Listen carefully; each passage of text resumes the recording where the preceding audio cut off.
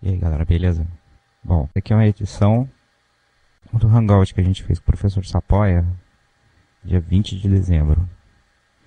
Pessoalmente, eu acho que não é o material não ficou bom o suficiente para levar para o YouTube.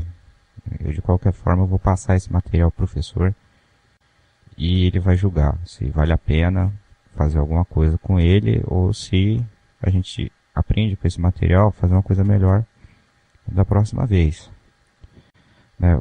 As minhas impressões é que tem muito material bom lá, a gente tem que organizar melhor as perguntas, o discurso da galera e fazer a galera aparecer com a webcam, nem que seja só na hora de perguntar, para não ficar tão chato. Foi tudo feito com software livre.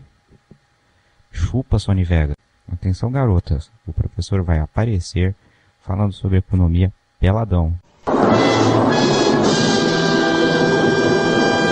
Foi interessante a experiência. Espero que da próxima vez a gente tenha um material mais polido para quem sabe o professor subir no canal que ele tem no YouTube. Valeu.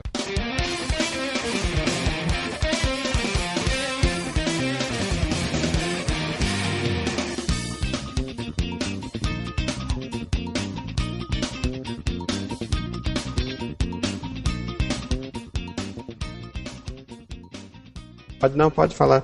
Pra Ô, Marcelo, você vai mandar o gráfico ou não?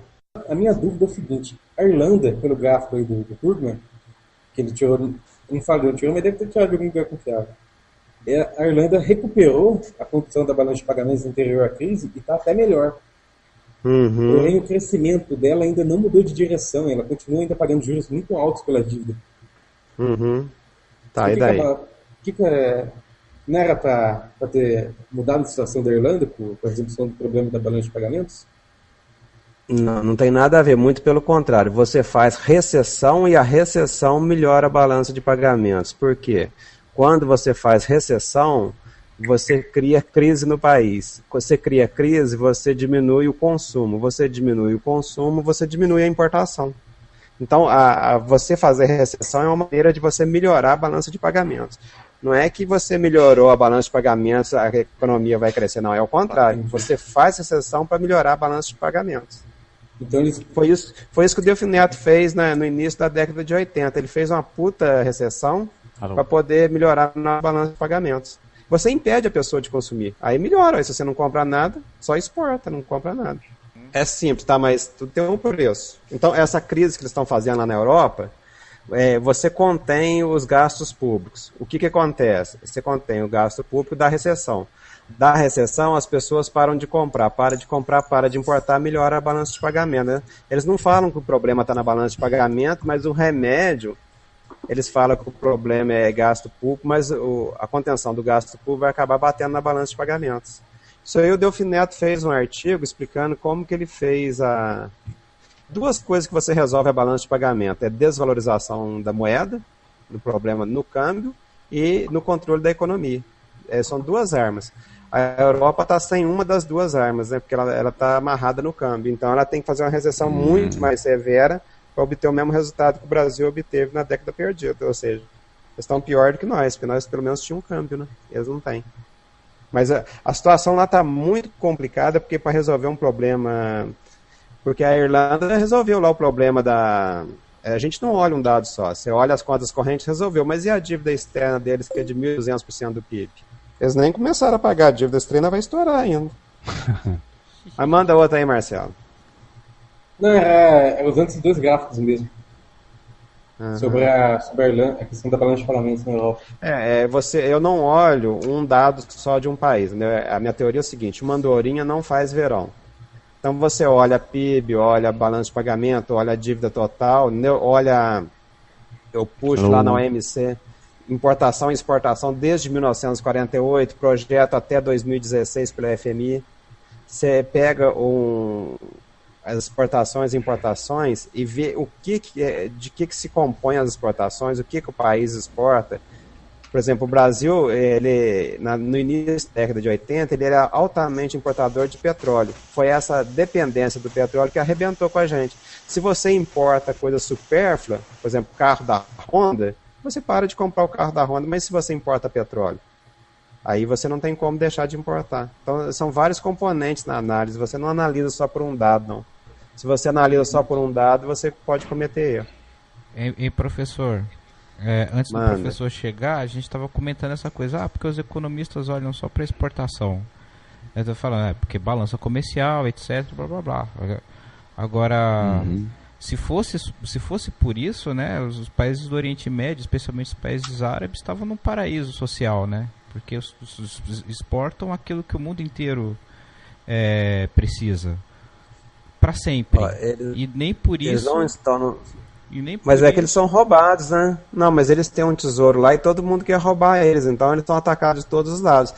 Eles têm um tesouro e não têm força para se defender dos roubos. Esse é o problema. É porque o roubo é interno e externo. É externo porque os Estados Unidos toda hora estão inventando guerra para chegar e roubar o petróleo.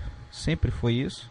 E interno porque os próprios estados muitas vezes se utilizam de todos os recursos populistas e religiosos para roubar agora, se você pegar o Oriente Médio como um todo, o crescimento lá está bem acima da média mundial e os próximos anos são promissores. A Arábia Saudita foi o país que mais aumentou aquele IDH nos últimos 30, 40 anos. Então o petróleo traz benefício, sim.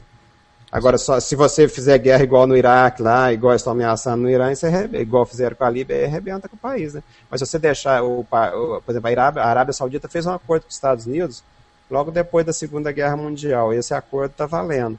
Então, os Estados Unidos dá segurança para a Arábia Saudita, e a Arábia Saudita praticamente é o banco central de petróleo do mundo. Faltou petróleo no mundo, a Arábia Saudita aumenta a oferta. Está sobrando petróleo no mundo, a Arábia Saudita diminui. Então, ela tem um acordo com os Estados Unidos e esse acordo está funcionando bem. Então, eles estão bem. Agora, os outros países, se afrontar os Estados Unidos, a situação fica complicada. Tem que compor com os Estados Unidos, né? Não, tem que compor qualquer coisa, mas tem que ter força diplomática e justiça social. Com o governo se A Arábia Saudita está melhorando o DH. Com certeza. É a que mais melhorou nos últimos 40 anos. E não é só a Arábia Saudita, tem vários países, né? Tipo assim, eu olhei a Arábia Saudita porque a Arábia Saudita é maior, né? E a tendência é a coisa melhorar, já porque todos os povos árabes estão derrubando seus tiranos. Não necessariamente para fazer democracia, mas a gente espera que haja justiça social nesses países a partir daí. Nesse mundo de futura falta de petróleo, como é que fica a China, que é uma importadora enorme também? Que tem uma indústria que come muito petróleo. Pois é, a China... como que nos Estados Unidos. A China é um enigma, porque ela consegue reciclar o dinheiro do petrodólar. Então, imagina a Arábia Saudita, ela vende o petróleo para os Estados Unidos, para a Europa, e ela gasta o dinheiro na China. Então, é como se a Arábia Saudita recolhesse esse dinheiro através de um tributo petróleo do mundo inteiro e depositasse na China. Então, é um trem bem interessante. A reciclagem do petrodólar que você tem que olhar também, não é só o gasto com o petróleo. Você tem que ver quem está reciclando, porque esse dinheiro ganho com petróleo, ele é gasto em algum lugar. É como dizem que na corrida do ouro ganha dinheiro quem vende pá e picareta, e a China está vendendo pá e picareta. É verdade. Muito boa. O que eu queria perguntar para o Sapoia também é o seguinte, eu estava olhando o dado de agregado econômico na China, eu vi uma coisa que eu nunca vi em lugar nenhum no mundo. O agregado monetário deles, acho que ele usou M3, é quase o dobro do PIB. Que tipo de problema pode causar isso? Não caber na carteira, você tem que fazer poupança. Eu sinceramente eu não olho detalhes, eu olho o todo, né? Eu faço uma engenharia reversa, eu olho o resultado. O que está acontecendo na China? A China, ela fez, não só para ela, mas ela fez para o mundo uma deflação até mais ou menos 2000. Porque os salários eram muito baixos, então abaixou o preço dos produtos mundiais até 2000. De 2000 em diante, a China está provocando inflação mundial, porque os salários lá estão subindo, a moeda está se valorizando, então eles estão provocando inflação mundial. E essa inflação mundial é na China e é no mundo. Então, para conter a inflação chinesa, eles estão adotando duas coisas. Eles adotam medidas macroprudenciais, igual no Brasil aqui, eles adotam... depósito compulsório, eles aumentam um pouquinho a taxa de juros e eles deixam a moeda valorizar um pouquinho. Então, é igual no Brasil e diminui um pouquinho o crescimento econômico. A mesma coisa que está sendo feita aqui no Brasil é feita lá na China. Então lá não tem problema nenhum, está tudo sob controle, igual no Brasil. O problema tem na Europa, Estados Unidos e Japão. Os países ricos como um todo estão muito cheios de problema. Agora a China não tem problema nenhum. Agora a quantidade do dinheiro que está lá em circulação, olha o resultado. Se a inflação está sob controle, qual que é o problema? Deixa dinheiro. Isso aí é mais da escola austríaca que fala que se emitir dinheiro dá inflação. Lá nos Estados Unidos dá emitir dinheiro, não dá inflação nenhuma. Por quê? Porque lá tem muito desemprego. Quando tem desemprego, não dá inflação. Mas pode falar, Marco. Eu acabei perdendo a parte sobre por que você escolheu as exportações mundiais como índice para corrigir a Bovespa. Porque se uma empresa exporta, ela pode usar esse caixa para comprar ação ou para comprar uma empresa, né? Então foi por isso. Porque as exportações é um ativo real e é um ativo financeiro ao mesmo tempo. Você exporta a mercadoria e obtém dinheiro. Se você pegar PIB, esses outros índices, por exemplo, o PIB americano, para mim é uma ficção, entendeu? O consumo entra no PIB, você não sabe se aquilo é verdade ou não. Agora, as exportações de um país é uma verdade, porque não tem como o país mentir a quantidade que ela está exportando, porque não vai bater com o que está importando, entendeu? Voltando ao tema, quando o Marco caiu, né, você estava comentando da história do documentário do Story Channel da Arte da Guerra. O pessoal pensando como que os Estados Unidos pode ter perdido a guerra pro Vietnã, eu falei, ali tá explicado. Porque o chinês joga Go e o europeu joga xadrez. Eu acho que o grande problema da escola austríaca é que ela ainda continua jogando xadrez.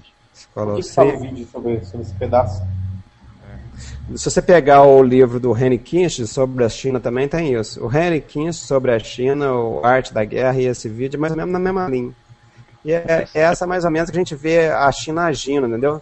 Uhum. Por exemplo, eu até fiz um vídeo agora falando sobre o bônus Panda, vocês viram falar? Não.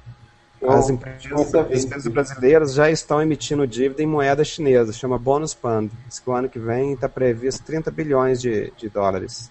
Então a China lentamente já está empurrando a moeda dela como moeda mundial.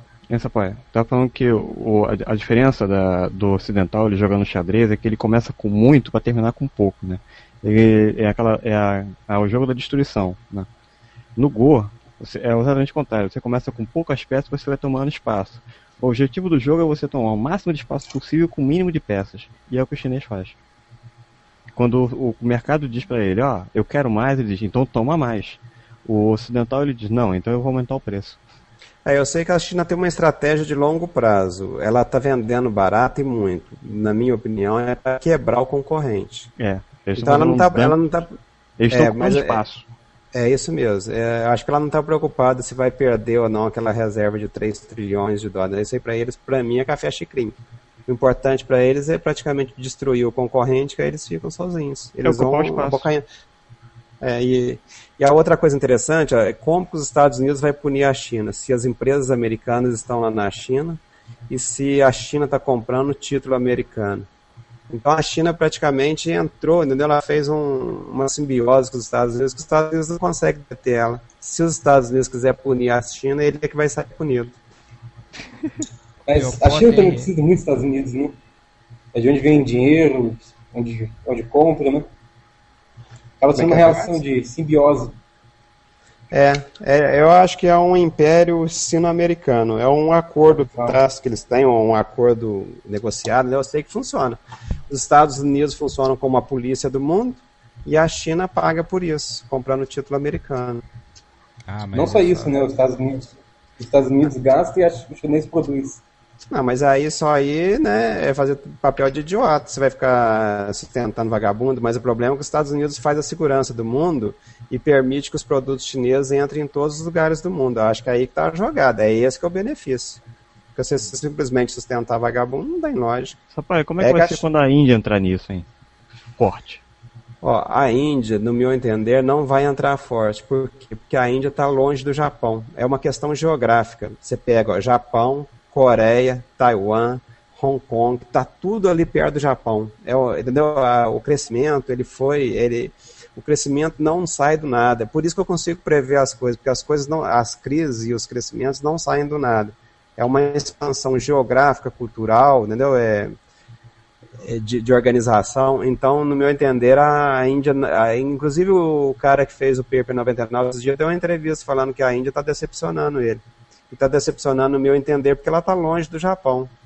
Essa proximidade com o Japão é que está fazendo a China bombar desse jeito. É uma coisa longa, entendeu? Então eu acho que a China não vai entrar, mas a Índia não vai entrar, mas é evidente que entra, nem que seja devagar, né? Tem todo um sudeste asiático ali, que é basicamente 2 Chinas e meia. A Índia é uma China, a China é uma China, e o sudeste asiático ali é mais meia China. Então, se isso tudo crescer, vai bombar o efeito China, né? Você pensa bem, efeito China multiplicado por 2,5. Fora o Japão também. O Brasil vai estar muito bem na fita. Fora o Japão, que apesar de não ser tão idêntico, tem um estilo parecido de exportação, investimento. Não, o Japão está praticamente estagnado, então para mim não faz, só faz conta o que muda, o que cai ou o que sobe, o que está parado não entra na conta. Você lembra quando o Japão era a China do mundo? Essa época aí. Só uma pergunta aqui, tá pipocando desde o ano passado para cá, né? E os profetas da crise chinesa, né? Que estão dizendo que a China está virando uma bolha, que coisas podem acontecer. O que o professor tem a dizer sobre isso, né? O que existe de mentira, o que existe de verdade, né, nessas previsões, e quais serão as consequências subsequentes a essa suposta bolha chinesa? Eu faço análise do seguinte: um país, para ter crise, ele tem que ter algum problema com o mundo. A crise interna não existe, a crise interna é um reflexo da crise externa. Então o que eu analiso? Exportações, a China está muito bem. Importações, ela importa menos do que exporta. Reserva, 3 trilhões. Dívida externa, está 450 bilhões. Então a China não vai ter crise, não tem crise nenhuma, não tem bolha, não tem nada. Isso aí, no meu entender, não tem como. Eu vou até postar um vídeo garantindo que não vai ter crise na China. Não tem, entendeu? As crises, elas não nascem do nada. Essa crise americana, ela começou a ser feita logo depois da Segunda Guerra Mundial. A crise na Europa é em função do envelhecimento, não tem petróleo, dívidas, entendeu? É previsível as crises não nascem assim do nada. Então a China não tem nenhuma condição para ter crise. E não vai ter, assim como o Brasil também não tem. Porque o Brasil está atrelado à China. A única possibilidade do Brasil ter crise é se a China parasse de importar. E ela não vai parar. Então o Brasil não vai, nenhum país emergente vai ter crise. A última crise que eu me lembro de países emergentes foi da Argentina em 2002. Que eu me lembro, né? Então, todas as crises anteriores à da Argentina praticamente eram de país pobre. Aí a Argentina finalizou a dos pobres e agora começou em 2008 a dos ricos, né? Agora é só rico. O professor acha que todo esse discurso ele é ideológico mesmo, no sentido de dizer que a gente está indo por um mau caminho porque o governo do PT está muito atrelado à China. Ou seja, picuinha falando economês. Quem que é inimigo da China? É quem está perdendo dinheiro para a China, entendeu? Não é, eu acho que não é questão de PT, é questão de empresário. Quem que perde dinheiro para a China é quem vende, por exemplo, um cara que faz sapato. Se a China faz um sapato mais barato e vende aqui no Brasil, o cara está perdendo dinheiro. Então esse cara vai pagar o Delfim Neto para falar isso aí que você está falando, né? Então todas as indústrias que concorrem com a China, eles pagam as economias para defender as teses que poupam o dinheiro deles, né? Os empresários, eles querem o maior lucro possível e a China atrapalha o lucro deles. O que a China faz aqui no Brasil? A China está investindo no Brasil. Se você monta uma empresa no Brasil, você vai ter que contratar. Você contrata pessoas, você aumenta salários. Então os empresários não gostam de aumento de salário, entendeu? Você põe uma empresa aqui, você vai produzir. Você produz, você vai vender. Se você aumenta a oferta, diminui o preço, diminui o lucro do empresário de novo. A China exporta para cá, barateia o custo dos produtos vendidos aqui no Brasil. Isso aí diminui o lucro dos empresários. Então é evidente que os empresários só gostam de exportar, ele não gosta que importe. Os empresários que produzem, a não ser os comerciantes. Para os comerciantes é o contrário. Quanto mais pessoas vendendo, eles conseguem aumentar a margem de lucro deles, porque eles vão pagar pouco pela mercadoria vendida. Então, se você pegar a Fiesp é uma coisa, aquele do comércio, a Federação Nacional do Comércio é outro pensamento, os bancos é outro pensamento. Se você começar a analisar, você vai ver claramente o pensamento de cada um. Cada um defende seu próprio lucro. Entendeu? Então, é tudo, você tem que ver quem que falou.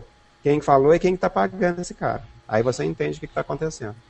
Geralmente, quem menos erra, que parece o governo. Pode prosseguir com a sua pergunta sobre o governo também mente, né? O Guido Mantega também está mentindo. Por exemplo, ele fala, vai crescer 4, vai crescer 5. Eu acho que 4 cresce. Eu vou comentar disso pro senhor depois. Todo mundo mente. O governo, principalmente, se o governo não mentir, ele cai. O político, ele é mentira pura. Não tem como o político falar a verdade. Não, eles falam mentira, mas agem corretamente. A ação, a retórica é mentira, e a ação está correta. A ação do Banco Central, do ministro da Fazenda, apesar daquele negócio do IPI lá que eu não concordei muito, parece que deu certo, né? A ação está corretíssima. O único que falou a verdade que eu vi foi o Rubens Recupero, que eu botei lá. Você viu a merda que deu para ele, né? Falando sobre... Esse pessoal falando sobre doença holandesa, tem exatamente o contrário disso. Dá uma olhada no caso da Noruega, que em pleno nos anos 70, quando ia estourar a crise do a Noruega petróleo, é petróleo. Não, a Noruega é petróleo. Isso, quando ia estourar, eles descobriram isso de 69 para 70. Quer dizer, eles estavam sentados em cima da mina de ouro quando começou a corrida. Isso não tô nem sabendo. É o IDH1. 25% do PIB da Noruega é petróleo. Pois é, e outra coisa, eles estão economizando para o futuro, né? Eles estão eles têm um fundo soberano. É o único país do mundo que tem dívida pública negativa, né? Eles têm mais crédito que dívida. Isso, e é exatamente esse o modelo, era o modelo norueguês que queriam pro pré-sal. Quem quer? Os empresários que querem, né? Por quê? Você sabe por que os empresários querem? Não, quem tá falando isso, que eu vi, é o filho do Zé Alencar. É o Júlio César Gomes de Almeida que eu vi defendendo. Isso aí quem vai defender é o empresário. Por quê? Se você pega o dinheiro do petróleo e não gasta o dinheiro do petróleo, você não vai importar. Você não importa, você deixa o industrial brasileiro ganhando dinheiro, né? Se você pegar o dinheiro todo do petróleo e usar para comprar mercadoria da China, o industrial brasileiro perde dinheiro. Então é por isso que ele não quer. Ele não está preocupado com o futuro do brasileiro, né? Ele está preocupado com o bolso dele. Não estou falando que é ruim fazer, não, porque eu acho até que tem que fazer moderadamente. Mas o empresário brasileiro quer para defender o lucro dele. Não, ele fala que é para defender o povo brasileiro, para defender porra nenhuma. É tudo mentira. Ele usa uma justificativa, ele fala assim, como que eu faço para defender o meu lucro? É assim, aí agora ele arruma uma justificativa e fala, é por causa do desemprego, é por causa disso, por causa daquilo, não? Eu e o Marco, a gente tem esse hobby de procurar gente picareta falando sobre informática, né? A gente se diverte muito com isso, você não tem noção. Aí eu fico pensando se do lado da economia, tipo assim, qual foi a coisa mais besta que o professor já leu, assistiu ou ouviu por aí? Nesse sentido de picaretagem econômica descarada. Além das minhas perguntas, é claro. O que eu acho que é mais descarado é o crescimento global. Eu acho que é um trem que dá para todo mundo ver e todo mundo acredita que existe, né? Ué, crescimento global é economia, por que você acha que foi inventado? Pra mexer na economia, tá certíssimo. Pra mim não tem nada de crescimento global, não, só tem de economia. O que aconteceu, na minha opinião? O Japão queria aumentar a quantidade de usina nuclear. Usina nuclear, todo ecologista fala que dá problema. Aí as usinas nucleares se uniram, começaram a pagar os ecologistas para convencer eles de que a usina nuclear é menos poluente do que os combustíveis fósseis. Deram dinheiro para eles e eles começaram a defender essa tese. Então metade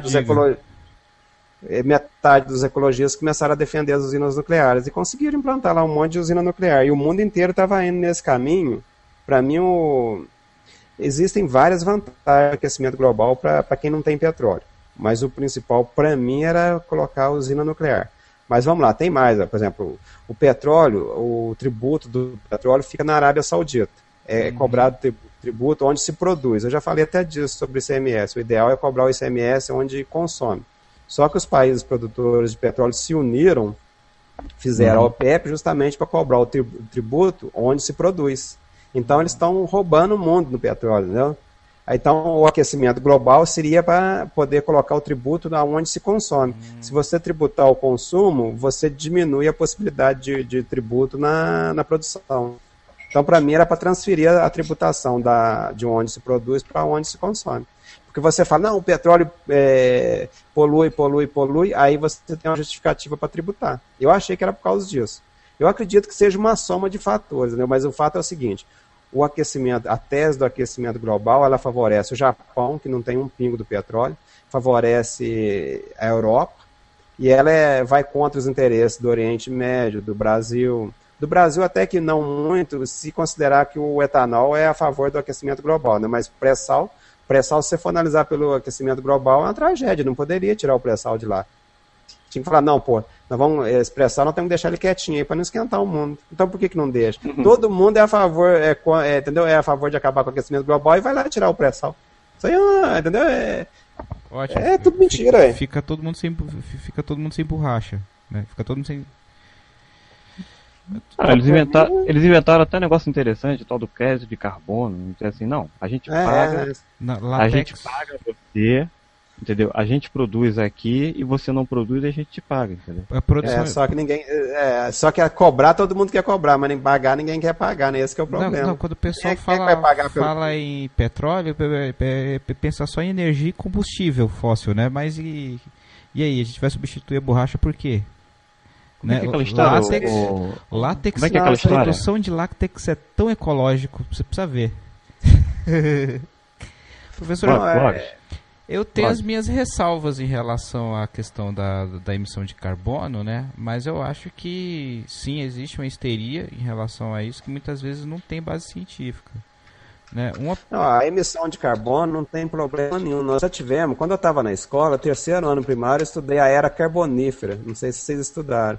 Na era carbonífera, o ar tinha muito carbono. O que acontecia? As plantas cresciam muito rápido, só isso. Então, o carbono é o gás da vida, não tem nada de poluente nele. Sim, tem um climatologista que fala isso. As plantas fazem fotossíntese. O que as plantas precisam? Precisa de calor, precisa de água e precisa de carbono e nutriente, né? Mas principalmente calor, água e carbono. Se você der essas três coisas para ela, mais os nutrientes no solo, a planta arrebenta. Então o problema é se diminuir o carbono e esfriar. Aí arrebenta com a economia mundial. Mas tendo aquecimento global, beleza, a pessoa faz estufa para plantar, vai ser uma estufa natural, nós vamos arrebentar. Se tivesse acontecendo aquecimento global mesmo, seria uma beleza. Eu mesmo já criei peixe. Se você criar peixe com alta produtividade, você tem que tampar o tanque, você tem que fazer estufa. Lá em Pirassununga fizeram experiência. Então, se você tivesse aquecimento global, ia ser uma beleza, hein? Problema nenhum. Mas não vai ter, não. Eu só li uma pesquisa que eu achei interessante, que foi feito nos Árticos, né? Que eles começaram a analisar centenas de milhares de anos de geleiras, né? Eles pegavam, tiravam os bloquinhos e analisavam a taxa de oxigênio, né? A conclusão que eles chegavam é que de uns tempos para cá, quer dizer, de eras pré-históricas para cá, a proporção de oxigênio na atmosfera vem diminuindo, né? Eles até postularam essa teoria, nada comprovado, mas uma teoria de que o tamanho, né, dos animais é diretamente proporcional à taxa de oxigênio que você tem na atmosfera. Por isso que você tinha libélulas do tamanho de gaviões e dinossauros gigantescos e tal, em abundância há 60 mil anos atrás, e agora está diminuindo. Ou seja, eles criam uma proporção entre a vida, né, a quantidade de vida, a proporção de vida, o metabolismo da vida, o oxigênio regula o metabolismo, e as proporções de oxigênio. Agora, isso não prova que está acontecendo aquecimento global, né, nem contraprova. É só uma variável para a gente pensar e se conscientizar de que precisa tratar desse assunto com seriedade e sem ideologismo, sem frescura. Não vai tratar com seriedade. Por quê? Porque tem grupos econômicos que têm interesse em tratar sem seriedade. Então, enquanto tiver interesse econômico, não se trata. Tem gente que vai ganhar dinheiro mentindo, então vai mentir. Agora, eu tenho uma outra tese, não é minha não. Existiam animais grandes porque as árvores cresciam muito e eles comiam árvores, entendeu? Então os alimentos cresceram muito, eles eram grandes. Os alimentos começaram a crescer menos e eles tiveram que diminuir de tamanho. Então, que eu saiba, o tamanho do animal é proporcional à quantidade de carbono na atmosfera, não de oxigênio. A quantidade de carbono é fácil você ver que está diminuindo, porque o carbono foi parar debaixo da terra, né? Se ele estivesse em cima da terra, estava maior concentração. Agora, eu tenho um livro aqui em casa, é Uma Breve História do Mundo, se não me engano. Há 20 mil anos que o nível do mar está subindo. nível do mar já subiu 80 metros. Isso aí é fácil de comprovar, entendeu? Então tem 20 mil anos que o mar está subindo e realmente, há 20 mil anos que tem um aquecimento na Terra. Não sei se vocês já viram os gráficos. Nós temos um aquecimento de 20 mil anos, não é de 50 anos, não. Nesses 20 mil anos, realmente a temperatura subiu e o nível do mar subiu 80 metros. Agora, a previsão deles é que nos próximos 100 anos o mar suba mais um palmo, mais 20 centímetros. Só que o mar já subiu 80 metros. Que 20 centímetros vai fazer diferença? E outra coisa, se agora está subindo por causa da queima de petróleo, por que acabou a era do gelo? Por que houve o aquecimento global ou ninguém ouviu falar em era do gelo? Se existiu a era do gelo é porque esquentou. Porque como é que nós saímos da era do gelo? Não foi pela queima de petróleo, pelo homem que esquentou. Como é que foi esse esquenta? Por que esquentou da outra vez, então? Eles tinham que explicar por que esquentou e por que agora é o homem, né? Da outra vez não era. A gente precisa entender que existe ou se existe esse ciclo natural, né? E o quanto a gente está interferindo. Porque a gente pode estar aqui dando chilique enquanto o planeta está esquentando por ele mesmo. Bom. Dizem que está esfriando, né? Não, tá esfriando, realmente. Cara, que houve um ponto de... Tem teoria pra tudo quanto é lá dessas coisas. Vamos discutir.